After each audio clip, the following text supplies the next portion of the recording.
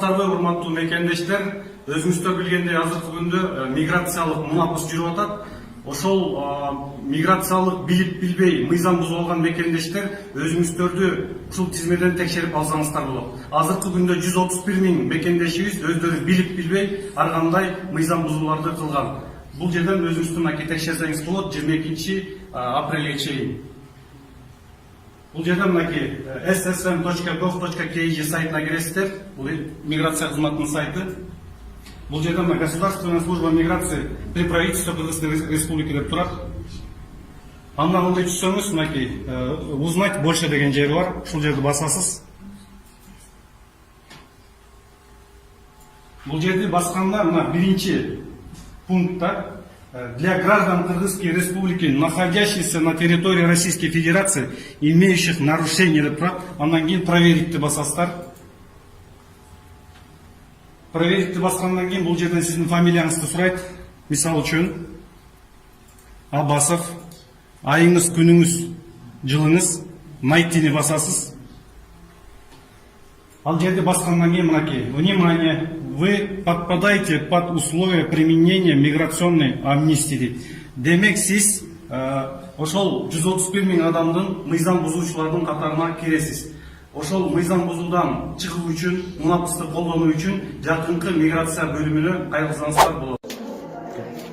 Урматтуу мекендештер, урматтуу Кыргыз Республикасынын жарандары, Россия Федерациясынын алкагында азыр мунапыска кол коюлуп, Россия Федерациясынын федералдык 114 законунун 26 статьясынын 4 жана 8 пункттары, башка пункттар эмес.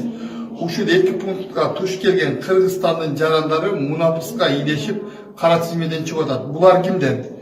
Биринчиден булар 30 күндүк тартипте регистрацияга тура албай калып, каттоого тура албай калып, убактысын өткөрө бергендер. 1 жыл, 2 жыл, 3 жыл, 4 жыл Россиядан, андан көптө 5 жылга чейин Россиядан чыга албай жүргөн Кыргызстандын жарандары ушул мунапыска менен кара тизмеден чыгат. Экинчиден, таксиде иштеп жүрүп, айдоочулук көлүктөрү менен ГИБДДдан, ГАИден штраф алгандар, метрого түшүп алып, зайчик болуп штраф алгандар, же көчөдө тартип бузуп мелкий штраф алгандар кара тизмеден чыгат. Эскертүү, урматтуу мекендештер, эскертүү. Эгерде соттун чечими менен чыгып кетүү каралган болсо, мунапыска ийдешпейт. Выдворение болгондор, орусча өздөрү жакшы билишет. Административный правонарушение выдворение болгондор кара тизмеге ийдешпейт. Алар кара тизмеге кирбейт, мунапыстан чыкпайт. Алар өздөрүнүн сурогу бүткөн боюнча гана кире алышат. Эгерде кара тизмеде бар болуп, Кыргызстандын аймагында жүргөн биздин мекендештерге кайрылуу азыртадан кирбей турсун, 1 майдан кийин текшертилип алып кирсе болот. Мамлекеттик миграция кызматынын сайтында бар. Байланыш телефондор болсо кайрылсаңар болот. Москва шаарындагы Кыргыз Республикасынын өкмөтүнө караштуу мамлекеттик миграция кызматынын өкүлчүлүктөрүнүн телефондору 8495 780 74 10 74 12 74 13 жана ошондой эле элчиликтин сайтында, миграция кызматынын өкүлчүлүктөрүнүн миграция кызматынын сайтында, МВДнын сайтында бүт бар илинген. Ошол жактан текшерилип, суроолор боюнча кайрылып, тез арада өзүңүздөрдү легалдаштырып алсаңыздар болот. Чоң рахмат Дорбейке. Аллах разы болсун. Урматтуу мекендештер, азыркы күндө миграциялык мунапыстын алкагында биздин мекендештер кара тизмеден 1000ден ашык адам чыкты. Ошол чыккандардын тизмесинде сиз да болушуңуз мүмкүн. Аны текшерип алуу үчүн ушул сайтка киресиз: ssm.gov.kg.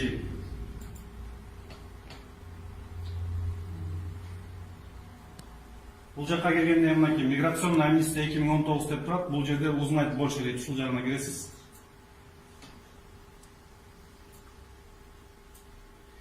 Мына бул жакка киргенде экинчи пункт менен карап текшересиз өзүңүздөр. Для граждан Кыргызской Республики, включенных в список лиц, выезд которым ограничен на территорию Российской Федерации. Черный список деп турат. Ушул жерде проверить басасыз.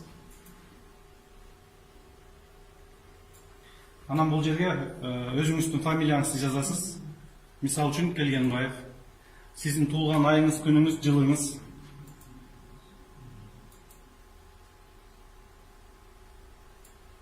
Андан кейін мынакей, вас нет в данном списке миграционной амнистии дейді.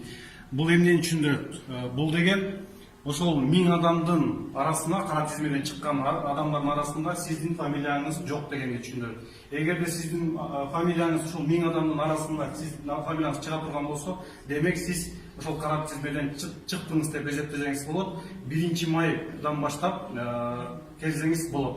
Эгерде сиздин фамилияңыз бул сыяктуу болуп жок болуп чыга турган болсо, демек сиздин мөөнөтүңүз бүтө элек, кара тизмеден чыга элексиз дегенди түшүндүрөт. Ошондуктан урматтуу мекендештер, баарына түшүндүрүп, жайытып айтып коюңуздар, өздөрүн ушул эки тизмеден текшерип алса болот.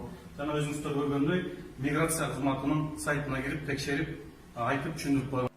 Эми мен календарды 22 жылдан бери изилдеп келатам. Ушул календарда азыр силердин колуңарда турат.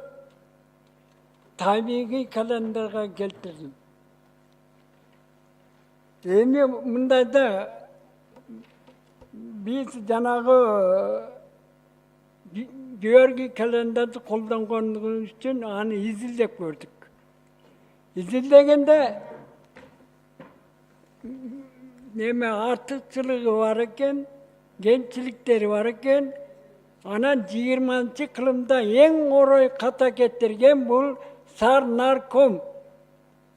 26 секундту 13 суткага көтөрүп койгон. Ушуну илип олторго айтсам такыр эле түшүнбөй койду. Билбейм. Кыргызга бир эле сөз жетет го, бир эле сөз. Экспертизага жөнөтөбүз дейт. Ушуда сөзбү? 336 жылда 13 сутка болуп калабы? Ал жанагы Георгий 13-чи комиссия түзгөндө 3323 жылда 1 сутка жетет деп турбайбы? Ошо сөзүнө жетпейби?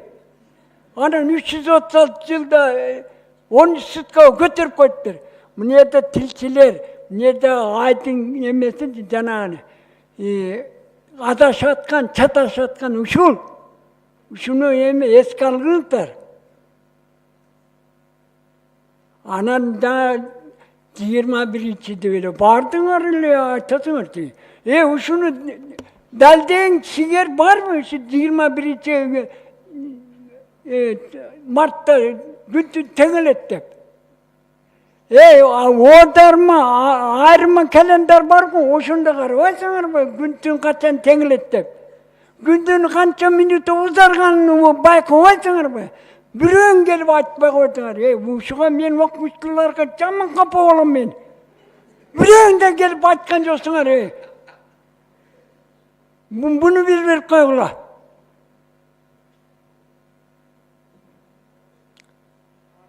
Ким аке? Силерде телескоп бар экен, эме бар экен, убакытты менен анда ченебейсиңер.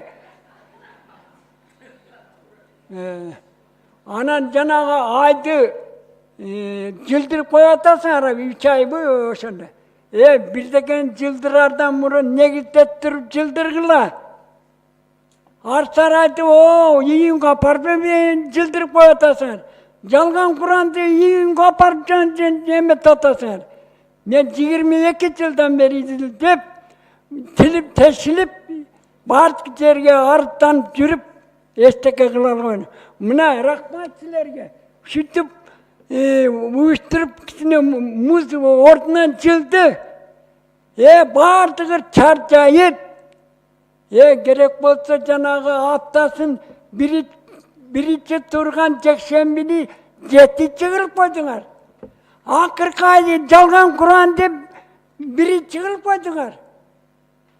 Ошол жакшыбы? Оме. Бул чыгарылыш тууралуу өзүңүздөрдүн оюңуздарды жана эмки чыгарылышка кандай жаңылык күтөсүздөр? Сиздердин оюңуздар биз үчүн өтө маанилүү. Албетте, комментарийге калтырыңыздар.